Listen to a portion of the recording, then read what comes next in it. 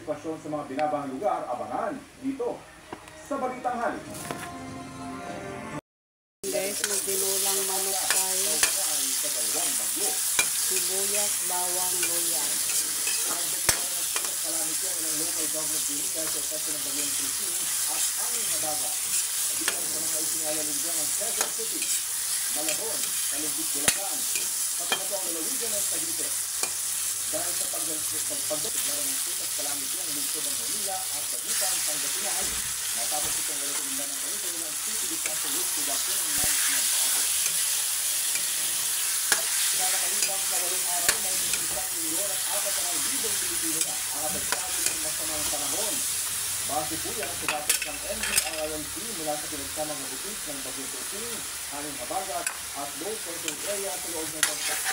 Pinakamarami ang nasa lantak sa Central Luzon, Negros Island Region at Ilocos Region. Sa mga apektado, may higit 57,000 ang lumikas sa evacuation center. Sa ngayon, 2 na ang konfirmadong nasawi ayon sa NDRRMC. Isa sa Lanao del Norte at isa sa Surigao del Norte na parehong namatay dahil sa mga biglang na puno. 5 naman ang ginavalidate pa. Isa naman ang konfirmadong sulatan habang may...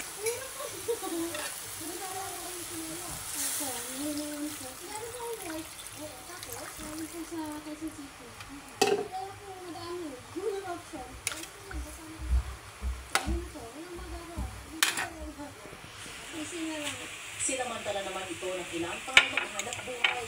Gagalaman po kami. Sasakay po ng mga tao para mayatid po sa pupuntahan nila. Kunin mo yung kalahating or cubes doon. Ganyan yata sa rep ko nila. Ang may pinakamaraming bilang ng evacuees na umabot sa mahigit 3,000 individuals kahapon. Ngayong araw, nasa 651 na lang yan. Sa Talang Marikina LGU, umabot sa lampas 23,000 ang kabuang bilang ng evacuees sa Marikina kahapon. Yan guys, bagong pitas. Basa-basa pa. Sa Pangasinan. Natawag na NOAA program.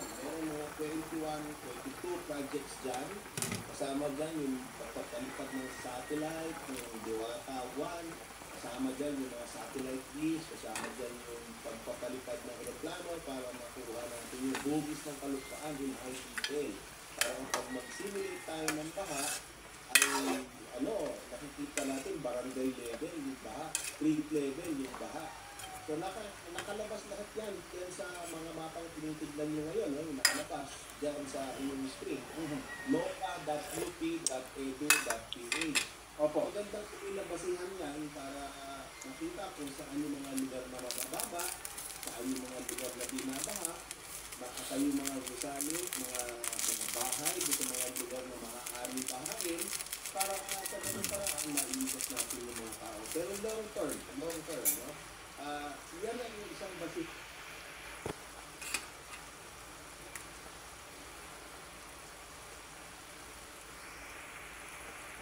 Hindi niya dahil kung alam niya yan, ibibito yan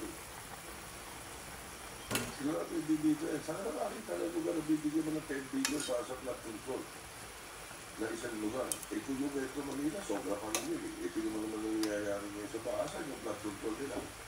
Nasaan yung billion-billion na nilagay sa flood control na yan? So people said, you're going to find a resolution or through a motion right after the speech of the good Senator Ping Lacson? Definitely, it will definitely be a motion to investigate and refer this privilege speech of Senator Lacson to the proper committee. In this case, it involves probably the DPWH and the Department and the Committee on Finance. Will that be the Committee on Finance? And, sir, kasi po, ngayon pa lang, may agam-agam na, di ba, Senator? Kasi, with all due respect, di may tatanggi. Sa ngayon, parang pagkadahan ang datingan Di ba, kampi-kampihan yun na yung assurance na dito po, talagang isusulong nyo ang investigasyon para maging lantaran, maging transparent kung ba't nangyari ito.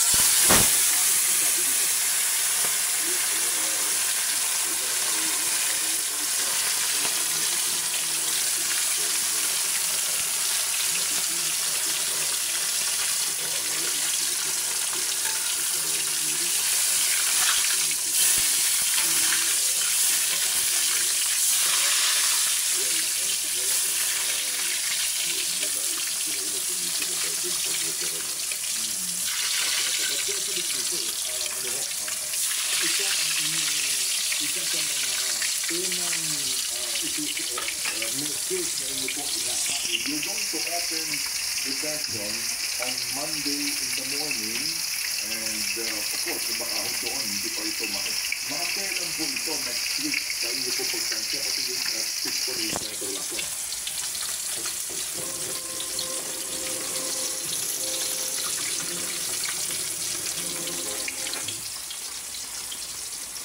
Kung medyo kakaroon mo dito sa pagkakataon, baka sa Pinayna o sa CFP.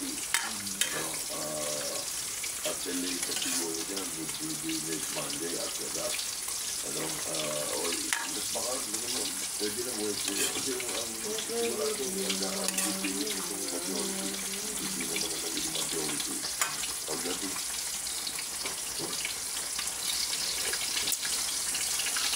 Yan, luto na ang ating tinulang manok.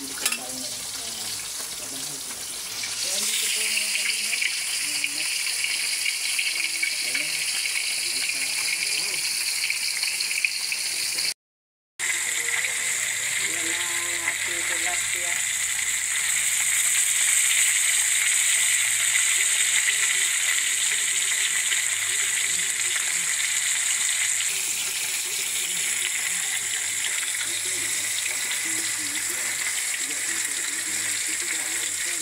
Yan, luto na ang ating tinulang manok.